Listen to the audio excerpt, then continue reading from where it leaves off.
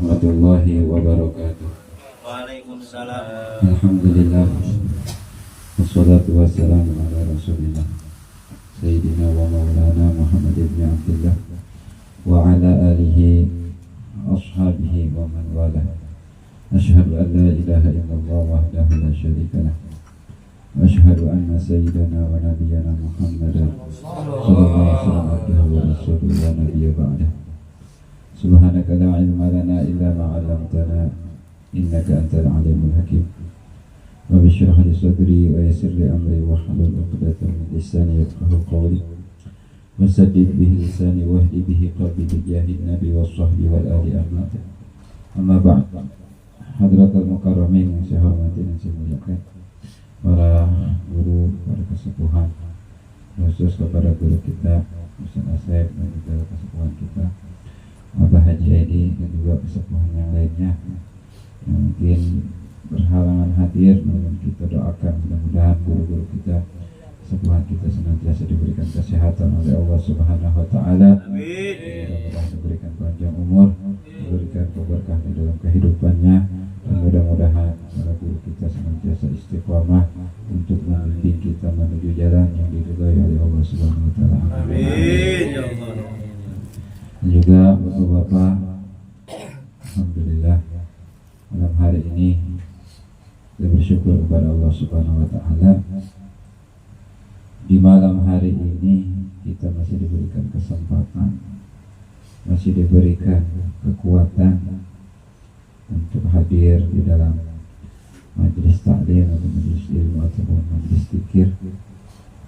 Mudah-mudahan kehadiran kita di majelis ini menjadi pelebur dosa kita semua, diangkatnya derajat kita semua, dan memudahkan segala urusan kita dunia dan akhirat. Amin ya rabbal alamin. Masyaallah hadirin rahimakumullah. Malam hari ini kita berada di bulan Rajab ya. Malam Sabtu kemarin itu sudah tanggal 1 Rajab. Berarti malam hari ini tanggal 3 ya, tanggal 3 Rajab. Para ulama banyak sekali ketika memasuki bulan Rajab banyak amalan yang dianjurkan ya. Yang antaranya puasa ya, puasa Rajab itu pahalanya luar biasa, dan juga diantaranya lagi yaitu zikir Rabbi firli warhamni wa tub alayya, itu dibaca sebanyak 70 kali pagi dan sore. Dan masih banyak lagi ya amalan-amalan yang diajarkan oleh para ulama ya, tapi yang kita mampu saja, yang sekiranya kita bisa lakukan, kita lakukan. Karena apa? Karena bulan Rajab ini memang ya disebut sebagai bulan istighfar, bulan pengampunan ya. Karena Nabi ya dalam satu riwayat mengatakan bahwa Rajab ini adalah syahrullah, bulannya Allah. Jadi yang dimaksud dengan bulannya Allah di sini, bulan Rajab, yaitu Allah Subhanahu wa taala membuka lebar-lebar pintu ampunannya bagi hamba-hambanya yang ingin meminta ampun, bagi hambanya yang ingin bertobat. Hanya para ulama menganjurkan kepada kita membaca zikir tadi, Rabbi firli warhamni wa tub alayya. Kemudian juga setelah bulan Rajab itu ada bulan Sya'ban. Bulan Sya'ban ini adalah kata Nabi, Sya'ban syahri. Sya'ban ini bulan, bukan bulan kelahiran ya. Kalau bulan kelahiran Nabi bulan Rabiul Awwal. Ya, kenapa Nabi mengatakan Sya'ban ini bulannya Nabi? Karena kata para ulama di bulan Sya'ban ini turun ayat yang sering kita dengar, innallaha wa malaikatahu shalluna 'alan nabi ya ayyuhalladzina amanu shallu 'alaihi wa sallimu taslima. Ayat ini turun di bulan Sya'ban. Ya, yang dimaksud dengan Sya'ban adalah bulannya Nabi, yaitu kita dianjurkan untuk memperbanyak sholawat. Karena di dalam bulan Sya'ban itulah turun perintah anjuran untuk membaca sholawat kepada Nabi Muhammad sallallahu alaihi wasallam. Dan juga setelah itu memasuki bulan Ramadan, ya. Bulan Ramadan ini kata Nabi, Ramadan syahrul ummati. Ramadan ini bulannya umatku. Ya. Gimana hingga jadi bulannya kita, Ramadan ini diskon besar-besaran buat umat Islam. Ya, bazar pahala. Itu yang mau, gitu kan. Yang nggak mau kan begitu-begitu aja hidupnya. Ya, hanya kesempatan kita masih diberikan sehat dan panjang umur, ya. Ya, masuk di bulan Ramadan. Allahumma barik lana fi Rajab wa Sya'ban wa balighna Ramadan. Ya. Nah, masyaallah hadirin rahimakumullah. Itulah Rajab sebelumnya, ya, bulan Rajab. Dan juga di bulan Rajab ini, yang mana bulan Rajab disebut sebagai Ashhurul Hurum, ya. Jadi bulan-bulan yang mulia di sisi Allah. Itu ada 4, ya. Dzulqa'dah, Dzulhijjah, Muharram, dan yang terpisah cuma 1, itu Rajab. Nah, itu bulan yang dimuliakan oleh Allah Subhanahu wa taala, 4 bulan ini. Bahkan dulu di Arab sana sebelum kelahiran Nabi, orang Arab ini tahu, ya, Dzulqa'dah, Dzulhijjah, Muharram, Rajab ini bulan-bulan yang dimuliakan. Hanya mereka di bulan-bulan tersebut, ya, tidak mau berbuat yang yang tidak pantas. Bahkan, ya, pesan Allah di dalam Al-Quran, jangan kalian menzalimi kalian, ya, diri kalian di bulan-bulan yang mulia tersebut. Maksudnya menzalimi di sini yaitu berbuat dosa. Bukan berarti di bulan yang lain boleh, enggak. Ya, artinya harus lebih kita jaga lagi diri kita. Ya. Untuk apa? Apalagi terutama di bulan Rajab ini, untuk menyiapkan diri kita masuk ke bulan Ramadan. Ya, Ramadan ini harus dipersiapkan. Ya, bahkan para ulama itu, para aulia, para kekasih Allah, untuk menyambut bulan Ramadan, mempersiapkan diri memasuki bulan Ramadan itu 6 bulan sebelum bulan Ramadan datang udah siap-siap. Ya, artian siap-siap apa? Meningkatkan lagi ibadah, supaya di bulan Ramadan ini terbiasa dengan ibadah, nggak berat lagi. Ya. Nah, di bulan Rajab kesempatan kita, ya, diberikan sehat, diberikan panjang umur. Bagaimana kita memaksimalkan bulan Rajab ini dengan sebaik-baiknya, supaya nanti kita masuk ke bulan suci Ramadan kita terbiasa dengan ibadah dan kita terbiasa untuk meninggalkan maksiat. Akhirnya apa? Nanti di ujung Ramadan kita panen pahala, ya. Karena di bulan Ramadan itu tadi diskon besar-besaran, bazar pahala bulan Ramadan. Ya, kalau lipatkan amal ibadah kita di bulan Ramadan. Mudah-mudahan kita semua, ya, panjang umur, sehat walafiat. Dan juga di bulan Rajab ini, ya, kita tahu adalah bulan di mana terjadi peristiwa Isra dan Mi'raj. Isra dan Mi'raj, ya, sudah kita sering dengar, peristiwa yang kalau kita ukur pakai akal manusia nggak bakal bisa. Ya, Nabi berjalan dari Mekah menuju Palestina, ya, yang jaraknya mungkin berapa ratus kilo, ribuan kilo, ya. Kemudian dari Palestina, Masjidil Aqsa, lanjut perjalanannya ke Sidratul Muntaha, langit pertama, kedua, ketiga, ya.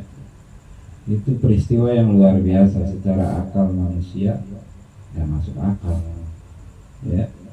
Bahkan setelah beliau turun dari peristiwa Isra dan Mi'raj, ya pagi hari itu Nabi memberitahu bahwa beliau dan umatnya diwajibkan untuk sholat lima waktu. Ketika beliau memberitahu kepada para sahabat ya perjalanan beliau, ya, perjalanan Isra Mi'raj, Abu Jahal dengar. Ya, Abu Jahal ini sangat benci sama Nabi. Ya. Ya, kata Abu Jahal, nah Muhammad bohong lagi. Masa iya dari Mekah ke Palestina, dari Palestina ke Sidratul Muntaha hanya dalam satu malam, bukan satu malam full, bahkan mungkin hanya beberapa jam, 1 jam mungkin, 4 jam. Bahkan dalam riwayat sebelum tempat tidur Nabi itu dingin. Jadi kalau kita tidur di kasur kan biasanya bekas tidur kita tuh hangat. Nah itu masih hangat. Nabi pulang lagi dari peristiwa Isra Mi'raj itu tempat tidurnya masih hangat. Saking sebentarnya, ya itu nggak masuk akal kan? Ya, kalau Abu Jahal, nah Muhammad bohong lagi. Akhirnya Abu Jahal datang ke sahabat Sayyidina Abu Bakar. Ya, Abu Jahal, Abu Bakar, dengar belum ente? Teman ente itu Muhammad. Dia cerita, dia ngasih tahu bahwa semalam dia berjalan dari Mekah ke ke Palestina, kemudian naik ke langit ya sampai tembus langit ke-7 sampai Sidratul Muntaha hanya dalam sebagian malam saja. Itu temanmu udah gila, Abu Bakar. Maka Sayyidina Abu Bakar menjawab, bukan dengan akal sehat, bukan dengan akal manusia. Beliau menjawab dengan keimanan. Ya kalau kita jawab pakai akal mungkin ya betul, termasuk akal memang, gitu kan. Tapi Sayyidina Abu Bakar menjawab dengan iman. Kata Sayyidina Abu Bakar, jika memang sahabatku itu, temanku itu Muhammad, ya bercerita tentang hal yang lebih aneh daripada itu, aku pasti akan percaya. Ya, kalau dia bercerita hal yang lebih aneh dari apa yang dia alami semalam, aku akan percaya. Ya, Abu Jahal geleng kepala, nggak bisa mempengaruhi Sayyidina Abu Bakar. Makanya Sayyidina Abu Bakar itu disebut As-Siddiq, ya, orang yang mempercayai. As-Siddiq ini mempercayai apa? Orang yang pertama kali mempercayai peristiwa Isra dan Nabi Muhammad SAW. Ya, kalau kita berbicara tentang Isra dan Mi'raj panjang ceritanya. Biasa kita udah sering dengar dari para mubalik, para dai yang menyampaikan peristiwa Isra dan Mi'raj. Yang intinya Isra dan Mi'raj itu adalah ya hasil buah dari perjalanan itu adalah diperintahkannya sholat 5 waktu. Ya, itu luar biasa peristiwa Isra dan Mi'raj. Ya. Jadi Nabi Muhammad Shallallahu Alaihi Wasallam ya malam yang paling mulia untuk beliau, ya untuk diri beliau sendiri ya, itu malam Isra dan Mi'raj, bukan malam kelahiran beliau, untuk diri beliau sendiri ya. Kenapa malam Isra dan Mi'raj ini malam yang paling istimewa untuk Nabi sendiri, bukan untuk kita? Karena di malam itulah beliau bertemu Allah Subhanahu Wa Taala. Ya. Tapi untuk umatnya, untuk umat Nabi Muhammad, malam yang paling istimewa bagi kita itu bukan malam Isra dan Mi'raj, tapi malam kelahiran Nabi Muhammad SAW. Kenapa? Karena itulah sumber kenikmatan itu adanya Nabi Muhammad SAW. Jadi Isra dan Mi'raj, kalau kita telah kembali dengan ilmu sains yang ada sekarang, karena Nabi Muhammad ini cahaya, masuk akal jadinya. Ya, cahaya itu kalau kita hitung ya, kecepatannya berapa ya, dalam 1 detik gitu. Ya, nah, berapa kecepatannya? Kita hitung aja, kita cari di Google berapa nih kecepatan cahaya itu dalam 1 detik. Ya, berapa kilometer, berapa ratus kilometer. Karena Nabi Muhammad ini kan cahaya, benar ya? Ya. Jadi wajar, masuk akal kalau beliau ngomong dari Mekah ke Palestina, dari Palestina ke Sidratul Muntaha. Masuk akal karena beliau cahaya.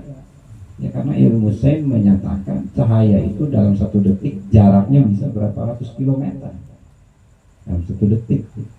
Ya, jadi masuk akal gitu.